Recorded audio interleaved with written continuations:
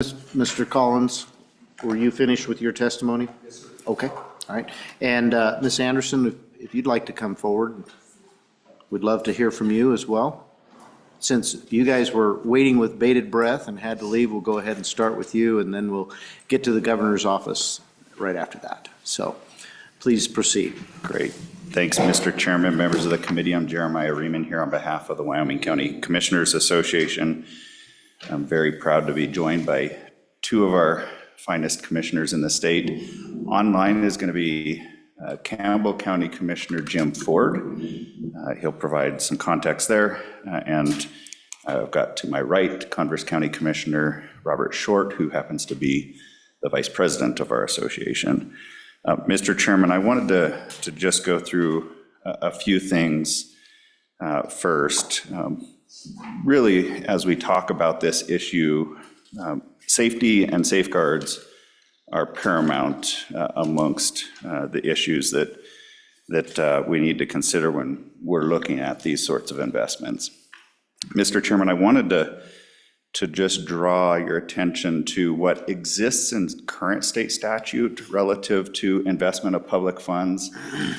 If you looked at 94831, in particular, I'm going to point out provision H of that part of state statute. It says that every political subdivision shall have on file a statement of investment policy. So in other words, we can't get into any of these investments, whether it's Wildstar 1, 2, 3, or this sort of investment strategy, without having that particular thing in place. So every one of your local governments should have that. Mr. Chairman, provision M goes on and it says any local government entity, and it also indicates other entities that are under that, but it says they shall exercise the judgment and care of prudent investors. Number two, if the local government entity contracts with another person in the aid of investment of public funds, you have to require that person to, one, submit to the jurisdiction of our courts in this state. So in other words, we're not going to go to some other state for consideration of issues. And two, that person has to act as a fiduciary with respect to the investment of public funds by acting solely in the interest of the public, and by acting with the care, skill, and caution which a prudent person in a like capacity would otherwise do. So it goes on a little bit further. But Mr. Chairman, I wanted to just point that there are those sorts of safeguards that are currently in state statute. Of course, we're always required to comply with audits on a yearly basis of any of our budgetary activities. Mr. Chairman, this bill certainly requires us to abide by other regulations that the State Loan and Investment Board would put in place, and we're happy to do that. As I've testified on this issue over the course of the last interim, we've indicated a number of things that we think should be a part of that strategy, and I thought I would just mention some of those. Things like procedures for monitoring and controlling depositing and retaining investments and collateral. We also think that there should be permitted types of investments, as well as minimum lengths and minimum investment amounts, because this is serious business. And frankly, when you talk about investment in equities, time is your friend, right? The longer you're in there, the more safeguarded you are for those investments. We certainly think that there should be some level of requirement around diversification of our assets. We shouldn't be putting in, as the chief investment officer said, 80% of any unused reserves. There also should be accounting and reporting requirements, some limitations on the fees that can be assigned to us, as the chief investment officer mentioned. And then ultimately, there has to be procedures and provisions to ensure that we are ultimately securing the highest possible return, consistent, and I think this is the most important part, consistent with preservation of the investment corpus that we're putting into that particular investment. Mr. Chairman, I'll just use a couple of examples before I turn it over to the commissioners. Some of you might be asking, well, what kinds of funds here would be looking at? I'll just use Natrona County as an example. A few years ago, they sold their hospital. And in the course of selling that hospital, they realized a roughly $100 million gain on that investment. And rather than simply going out and spending that reserve, they would like to put it to work for the community and ultimately help to relieve other tax pressures, whether maybe that's sales and use tax. I know that some of the commissioners in the past have talked about maybe it's a way for them to get off direct distribution. So they want to certainly put it to good use. Mr. Chairman, you asked about may versus shall in terms of the investment advisory committee. I don't think we have an issue if you wanted to change that to shall. I think one of the things that we heard during the interim, though, is how many of these individuals that might sit on these investment advisory committees actually exist in your community? Would you have to go far? So I think that was perhaps why it's a may rather than a shall there, but we're not opposed to that. Mr. Chairman, again, I've got a couple commissioners here. We're supportive of this. Commissioners are conservative by nature and would certainly not look to go into this without the appropriate safeguards in place. And thank you for your consideration. Thank you. We'd like to hear from Mr. Short, and then I'll open it up to questions from the committee to Commissioner Short. So please share with us your thoughts on this, Commissioner. Thank you, Mr. Chairman. Robert Short, Commerce County Commissioner and Vice President of the Wyoming County Commissioners Association. And we do stand in support of this bill, as we have heard testimony before, especially from Jeremiah. We think that this is a great way for us to utilize revenues that we may be in possession of currently in Converse County. As a for instance, when the ad valorem tax payments schedule was changed to from an 18-month in arrear to a monthly ad valorem, organizations that were mineral producers were given the opportunity to take a 13-year amortization to pay out those funds. It was a banner year for production for many of those folks, and many of them in my county chose to pay up front that 13 years worth of funding. We treat that as a 13-year obligation of the public's money. So this would give us an opportunity to actually take a long time horizon look at an investment strategy that could provide an opportunity to grow some returns. And as Jeremiah already mentioned, maybe help alleviate some of the tax burden issues that we all face in this state. So with that, Mr. Chairman, I don't want to belabor the point. We definitely stand in strong support of this bill, and we appreciate your consideration. Okay. Questions for Commissioner Short? Representative Alman.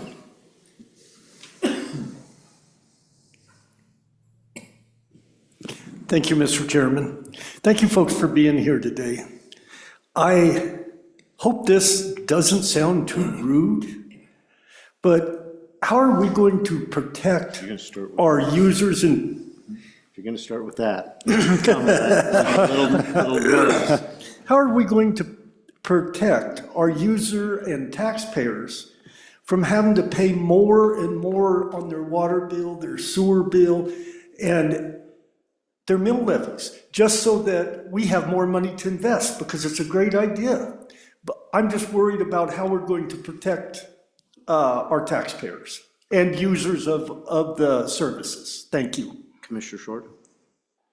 Mr. Chairman, Representative Almond, that's a great point and indeed speaks to the issue that we're trying to confront by utilizing investment funds to grow a corpus that we can help use to offset some of the tax burden we all experience in the state. We think that a long time horizon gives us that ability to actually have a revenue stream that can augment our need to supply the services that we're statutorily mandated to supply, and not rely solely on a tax base to do that. Commissioner Short, I'm going to follow up on that. We had a discussion in this body 2 years ago. It had to do with your county wanting to expend funds for a senior citizens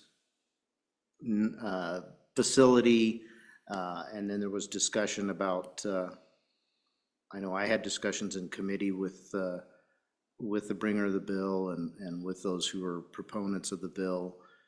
And at that time, and I think you're still in this situation where there's a pretty good oil play going on in your county.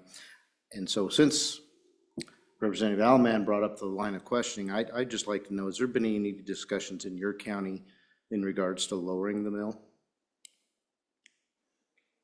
Mr. Chairman, this is an ongoing discussion every year with us.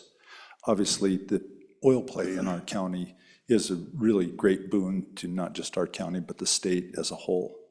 Of course, to allow, if you will, those folks to do their work, it takes investment on our part. Roads, as one for instance. We're currently in the middle of paving 23 miles of road. That's not a single year project for us, it's a 4-year project. So for us to be able to do that, obviously it takes the revenues to be able to pay for those services and pay those contractors who are performing that work. And of course, we can't get a contract for 4 years to do the work. And it seems, and maybe I'm mistaken, but every year it gets more expensive. So we talk about how can we get to that point of lowering the mill. We think this is a revenue replacement that could allow that in the future. But currently, our obligations are such that every penny we bring in, we're investing into the county to provide that avenue for the growth of industry in the county to hopefully get us to that point. Now we'll get back on the bill. Thank you for your response. We're going to go to Commissioner Ford in a moment, but Ms. Anderson, I'd like to give you a moment to opine on this particular bill. And Ms. Anderson, if you were here earlier, I apologize for not calling on you earlier. That's okay, thank you.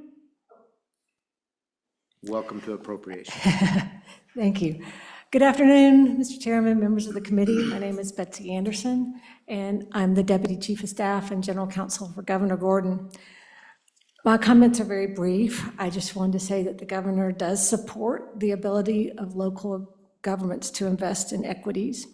And he does understand that some communities may have needs that might not be met by the WIO Star 3 program. But he does recognize, just like state funds, there should be parameters and guidelines. So having the SLIB determine the various restrictions and requirements for local government investment portfolios seems like a logical choice since that board already does so for state funds. And I would note that the board utilizes an investment consultant, and part of their statutory responsibilities of the consultant is to advise the board on the investment policy statement. The current investment consultant has consulted for the state's treasurer's office, or the SLIB, for over 25 years. They understand the conservative fiscal nature of our state and are very careful about ensuring that that's how our funds are treated, and it would be the same for local governments. Protection of corpus is very important, and that is, for state funds, the #1 objective. And I see that would probably be the same for local government funds as well. So anyway, I just wanted to give you the governor's thoughts on this bill right now, and I'm happy to stand for any questions. Thank you, Ms. Anderson. Any questions for the governor's office? Seeing none, we really appreciate you coming back during the lunch break to share the governor's thoughts on this. Thank you. All right, Ms. Childress, if we could get Commissioner Ford on, please.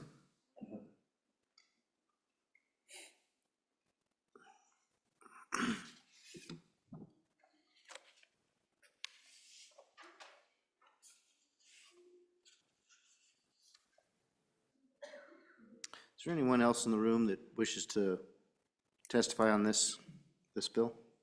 Okay.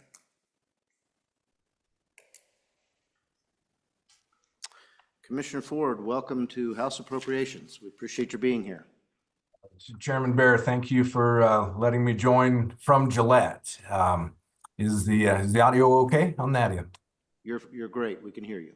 Great. Thank you. My name is Jim Ford. I'm Campbell County Commissioner. I'm speaking today on behalf of my Board of Commissioners, and we do stand in support of Senate File 145. Mr. Chairman, I'd begin today by saying that our position on this bill, it does absolutely align with that of our state association as it was communicated by Executive Director Riemann just now.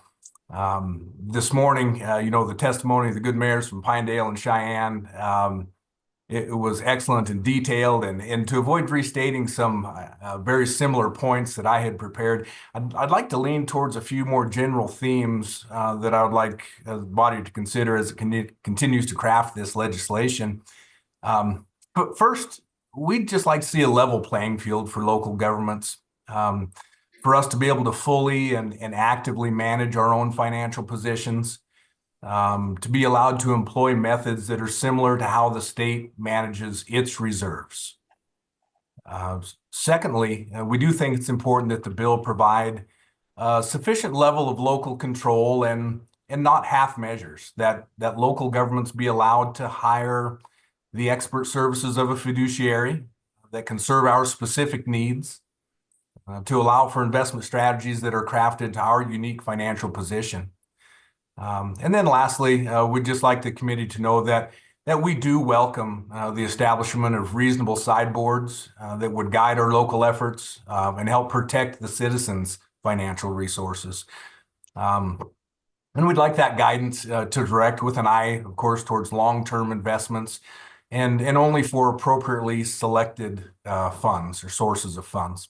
And lastly, of course, we'd like that guidance to properly balance the safety, liquidity, and return on those investments. Mr. Chairman, that concludes my remarks. Happy to take any questions. Questions for Commissioner Ford? Representative Pendergraft. Thank you, Mr. Chairman, and thank you for being here, Commissioner Ford. I'm going to ask you a question, and I probably would want to come back and hear the same from the two of you that are here in the room. You mentioned reasonable sideboards. The idea is to build a corpus. The question that comes to my mind is, how much is enough? Obviously, we need a certain amount to be able to take care of any eventuality that might come up. But at what point do we get to the point where we have enough? Commissioner Ford? Mr. Chairman, Representative Pendergraft, fair question. And it's a tough one. It's truly a balancing act on what do we collect, what do we spend, and maybe more importantly, particularly in a county like Campbell County, I would say that the same is true of Converse County to the south.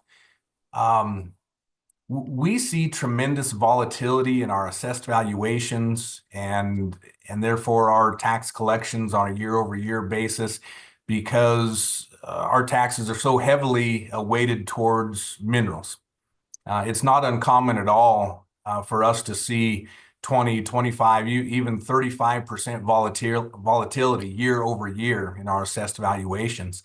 For me, one of the measures of enough would be to have sufficient funds invested that we could attenuate that volatility so that we can manage consistency in our services to allow for security for our employees that provide those services and not suffer year over year from that volatility in our income.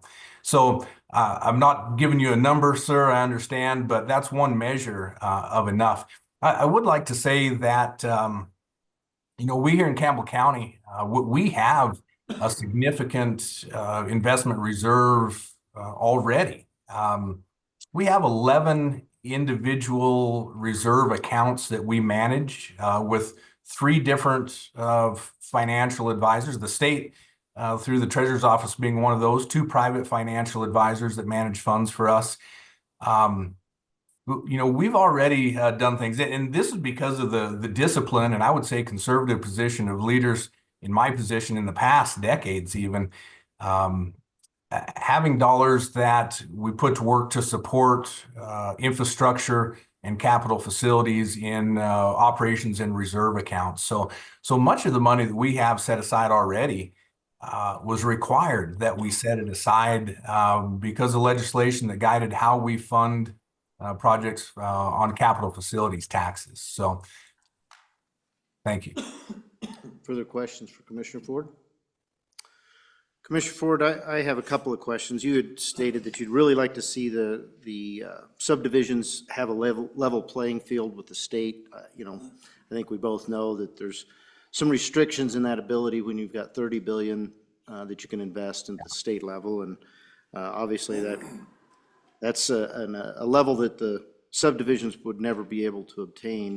At least I don't think. But having said that, I mean, you mentioned that you'd like to have that flexibility to make these types of decisions.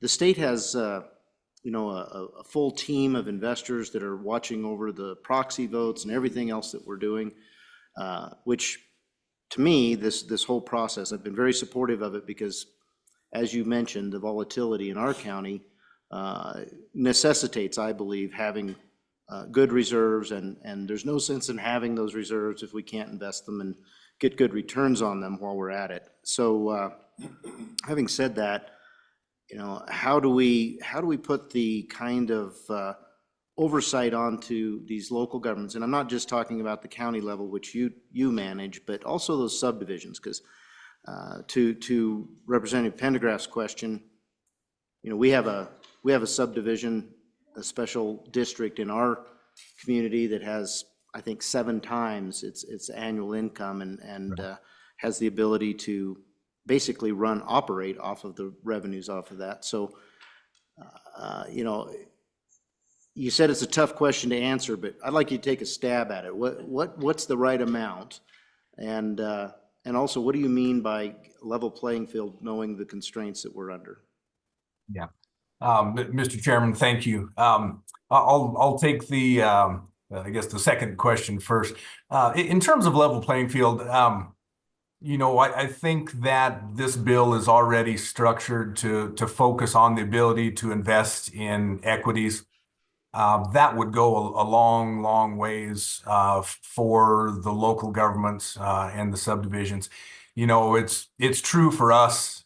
Because of the current restrictions that we in every other county and city right now, that the restrictions that we operate and invest under, and the reality of the interest rates that we've all been either enjoying or suffering for more than a decade, is that the real value of the accounts we've already established has been eroded because we're not keeping up with inflation.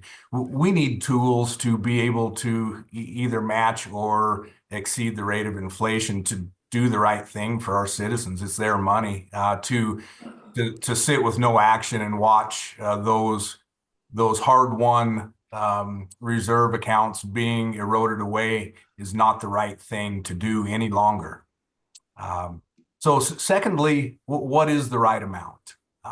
You know, I understand that the state budget, you know, receives maybe 25 to potentially 35% of the annual funds, you know, from income, right? So it's the interest on those investment accounts. I personally, I wish that was 50%, 75%. Wouldn't it be great if the legacy of minerals in this county, in the Powder River Basin, in this state, continued to pay for generation after generation? You know, I've been able to enjoy seeing coal come out of the ground during my 51 years here in Campbell County. My grandkids might not see that, right? But what they could see is, if properly invested and properly managed, continue to enjoy that legacy of minerals forever, potentially, right? So I think that, you know, 35 to 40% of our annual demand in terms of taxation for operations would be a very reasonable target. That's my personal opinion. Thank you for that answer, and I think that really qualifies what you said about an even playing field, because that's where the state's approaching. So thank you for that answer. Just one point of clarification from you, if I could. You said that you've got 2 private investors that you're working with. I assume that's in bonds based on the restrictions that you're under today. That's correct. That's right. PFM and WIO class is who we use. We have our funds split with a minority in the state treasurer's office, and then about a 60-40 split between these two other groups that we're very happy with. They work hard for us, and frankly, we're happy to pay for those services. If I may, there were some comments earlier about what the load on paying for private advisement is. We in government at various levels, we very often, maybe in every case, are willing to pay for experts that help us save money when we're spending it. I'm very happy to pay for experts to help us earn more money while we're earning it as well. Thank you. Thank you. Any further questions for Commissioner Ford? All right. Thank you for being here. Ms. Childress, I think we have one more person online. Ms. Johnson, if you could bring her on board.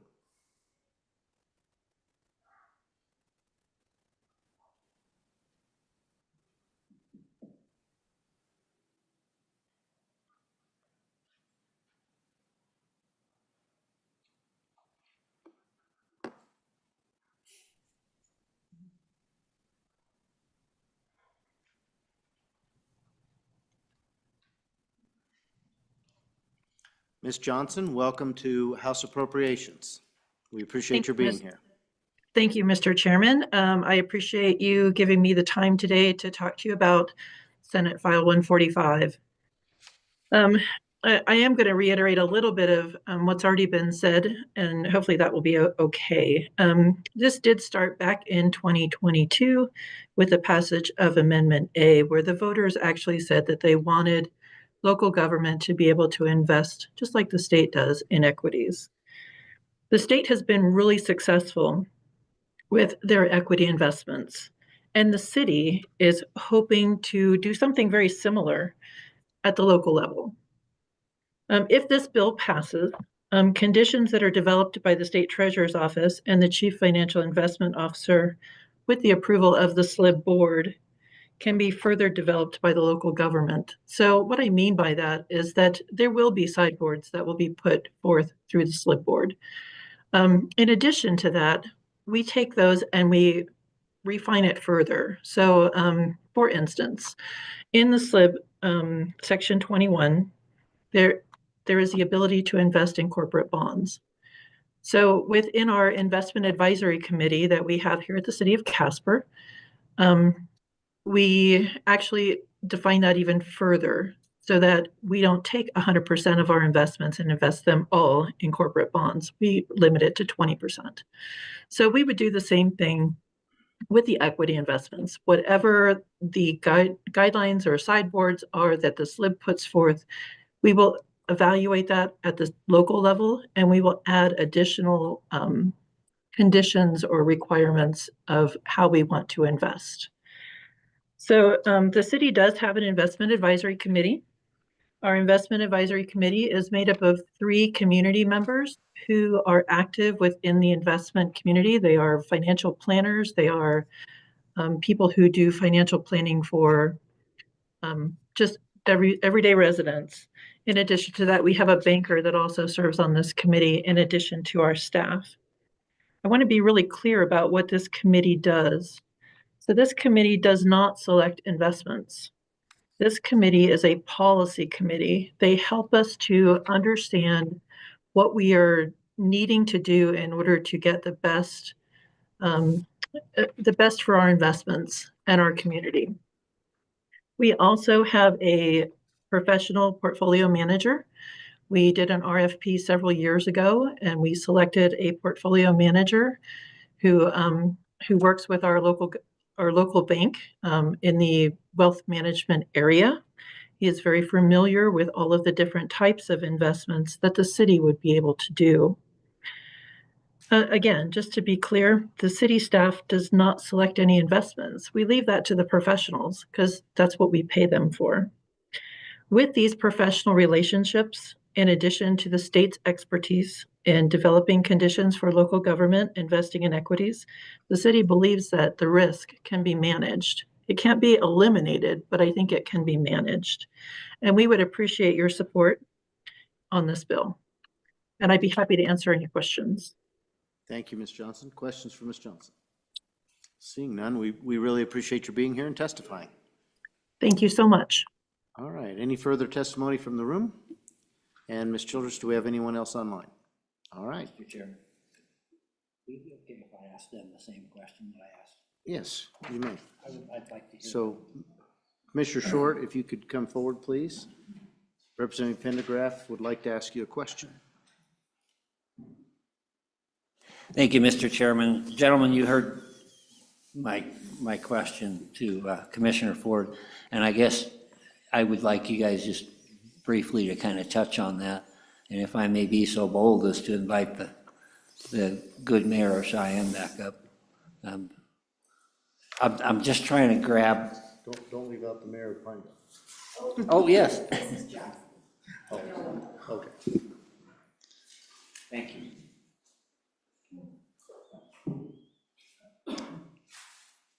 Go ahead, Mr. Ryan. Chairman, Representative, I just want to make sure I understand the question of sort of how much is too much, is that?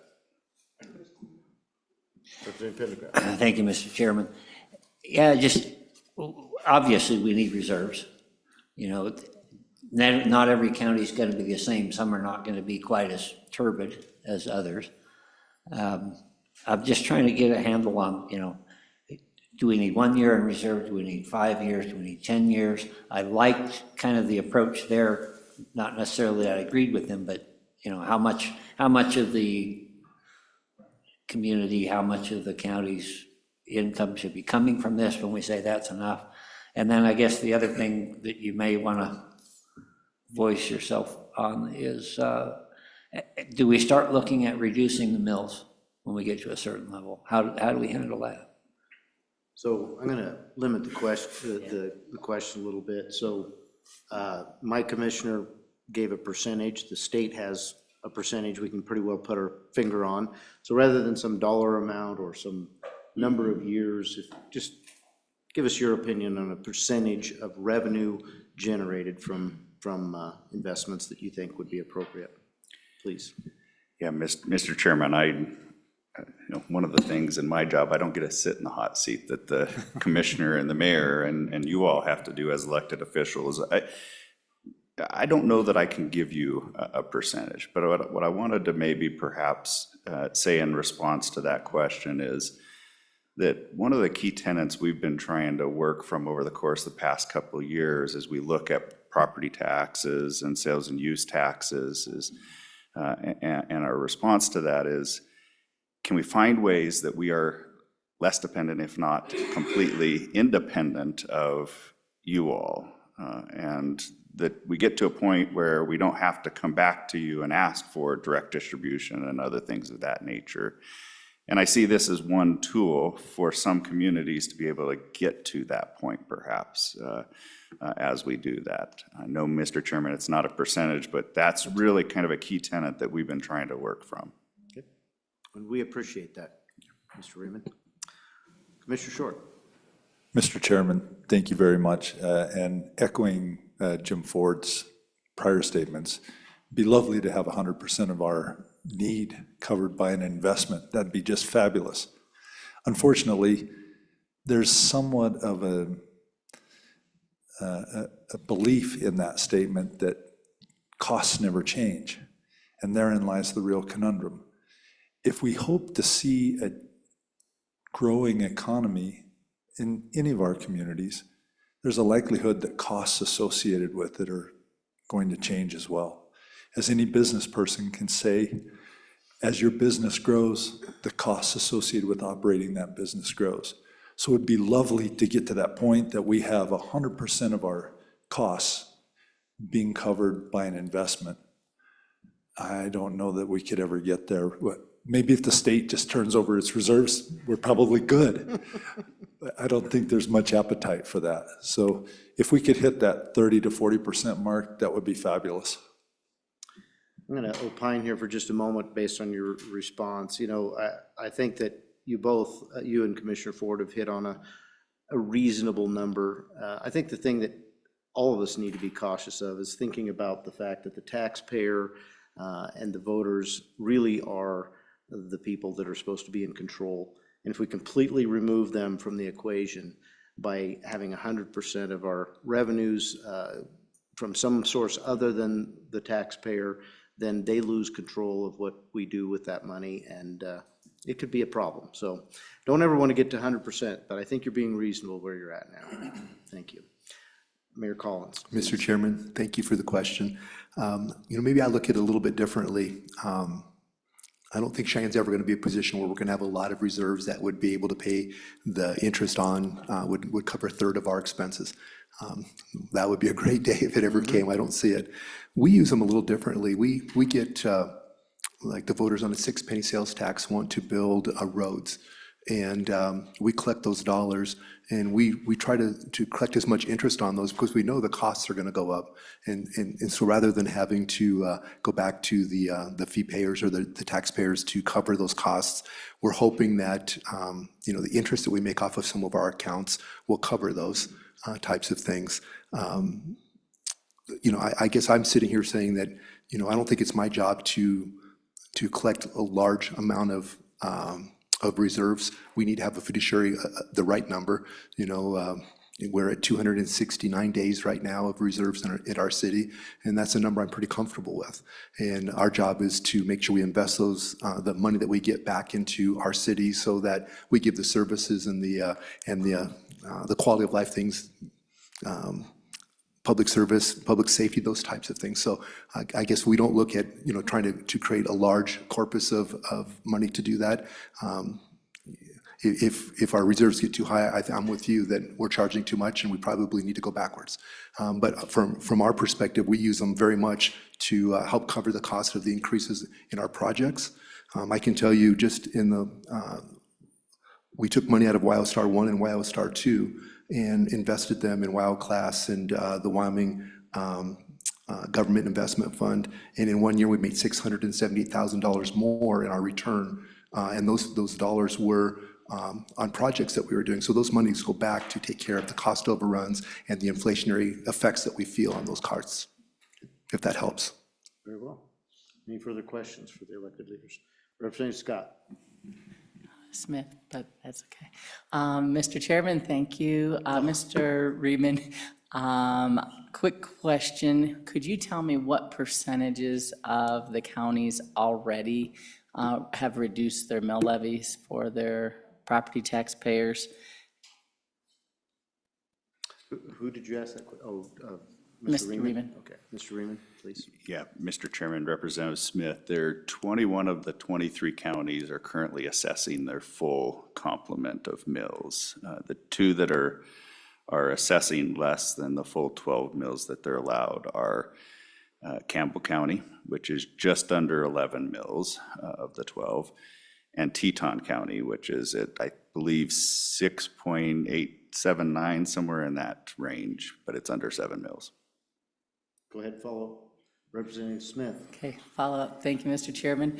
And anyone on the panel could answer this. Do you think it would be beneficial, let's say we got to the 35% of your revenue being funded through this avenue, what would you think would be a good percentage to give back to the taxpayer? So let's say 35%, would 10% back to the taxpayer be good? And then you still have 25% increase or anything like that? You're gonna have to clarify Okay. that question a little bit, because giving back to the taxpayers, that could be- Reduction on their property taxes. Okay, so that's a difficult thing to answer. Okay. Because that's only one One. revenue source. You're talking about a revenue source from investment, which is what the bill is about.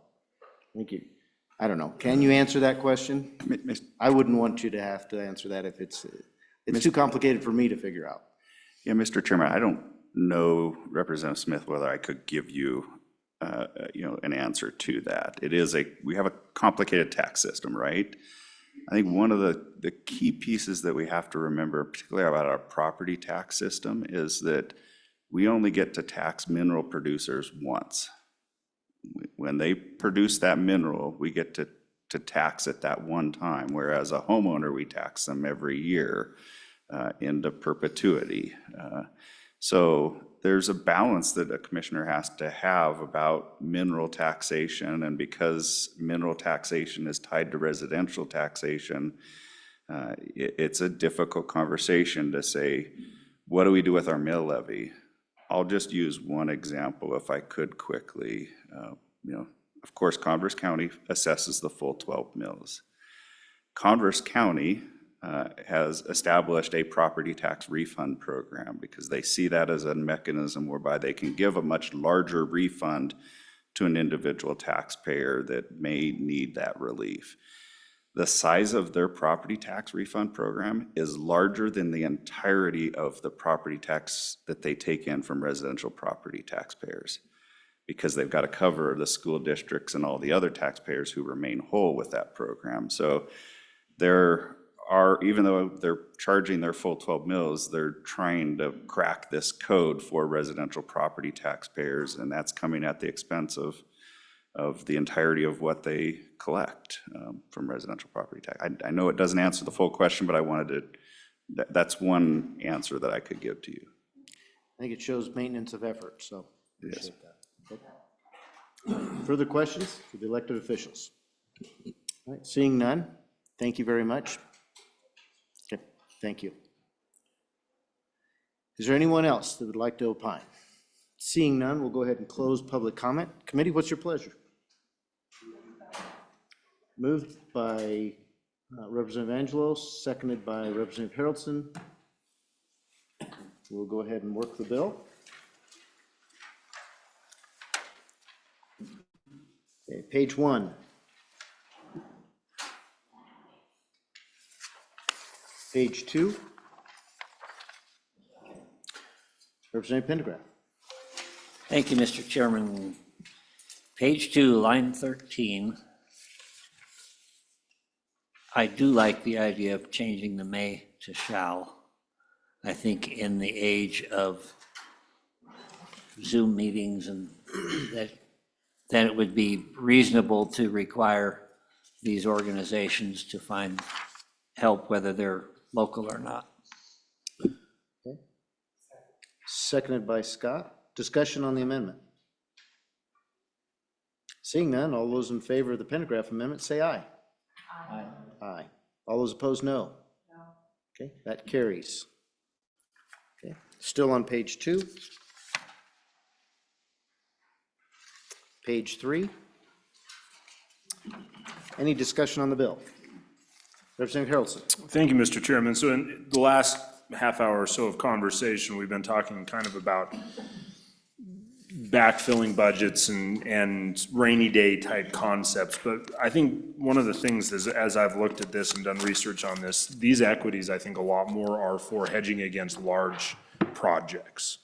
We're gonna put money in reserves. So like, I'm gonna go back and use my community. I wish 15 years ago, 10 years ago, we would have put money away for some of the projects we're fighting right now, even though we didn't have money to put away. I mean, if you could have a little bit, then you could hedge on that and you could multiply that fund. So I view this more as, hey, as we heard, we got a landfill issue, or we got a water treatment plant, or we're gonna have to go in and we're gonna have to wade into a whole lot of electrical upgrades to a section of our community. So I think this is a way that maybe not take care of that. Obviously, this is not going to pay 30 or 40% of your budget on a year, but what this is, hey, let's put that money aside in the forethought of someone that won't be us is gonna have to deal with this down the road, and they're gonna look back and go, well, thank you. Thank you for taking care of us. And so I think in the end, I view this as less taxpayers' dollars being removed out of the taxpayer's pocket and taking care of these. So on and forward, I think this is, for me, just it's a wise use of money. Representative Pendergraft. Thank you, Mr. Chairman. I went back and forth on this many times, and I see the two ends of it. And one of the reasons I asked that question, because I kind of wanted to get a little sense of the mentality, and I especially liked the good mayor's response, which to me is more like we're trying to even out the bumps, the highs and lows. That makes perfect sense. We want to have some money to be able to start, we got projects coming up, so we want to be able to do that. And I'm all for that. At some point, though, I think there needs to be a limit. You mentioned having this represent a portion of the taxpayers' regular, being one of the legs of the stool. And my problem with that is that if something comes up and you got to take that leg away, I like the sense that the taxpayers understand what government costs. It's a little bit like a trust fund baby, if I may use that term.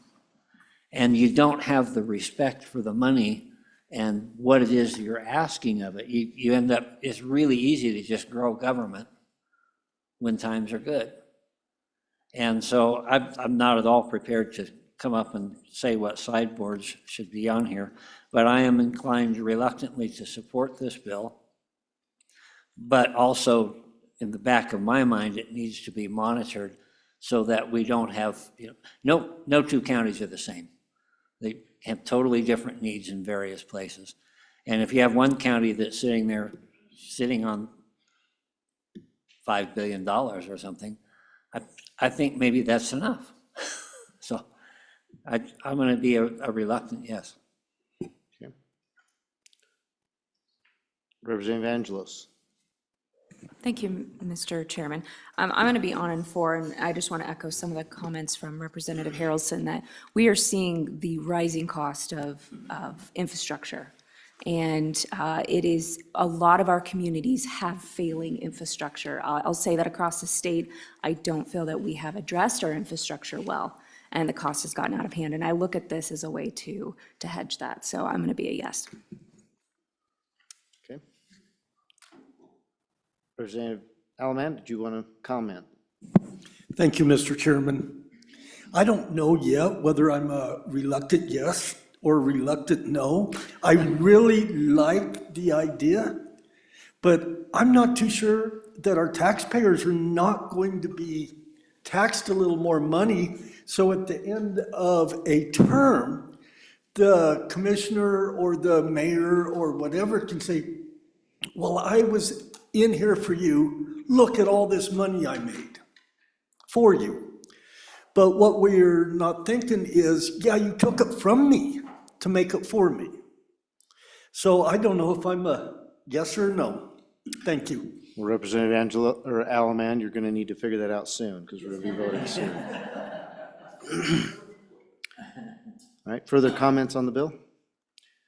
All right, I'm going to make a quick comment here. In our community, by ours, I mean Commissioner Ford and Representative Angelos and I, we have a special district that is continuing to extract a mill, which is not the maximum that they can assess, but it's gotten to the point where they have, as I mentioned earlier, 7 times their annual expenditures. They're making enough off of that investment to, and which is interesting to me. I don't know how the math works because they can't invest in equities yet.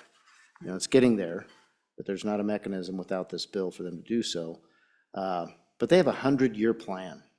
I mean, who has a 100-year plan? So I understand members of the committee asking the question about how much is too much.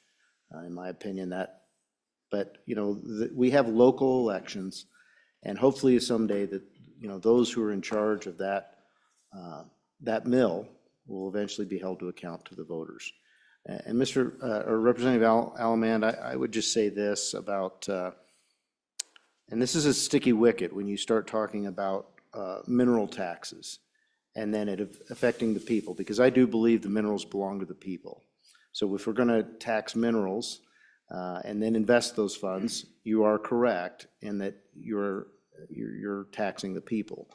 But when, as Representative or Mr. Riemann said, those leave the ground, they leave the county, and they can never be taxed again.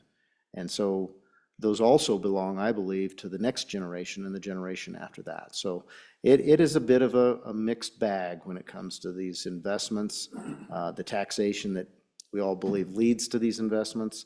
But here we are. Many of our subdivisions have reserves.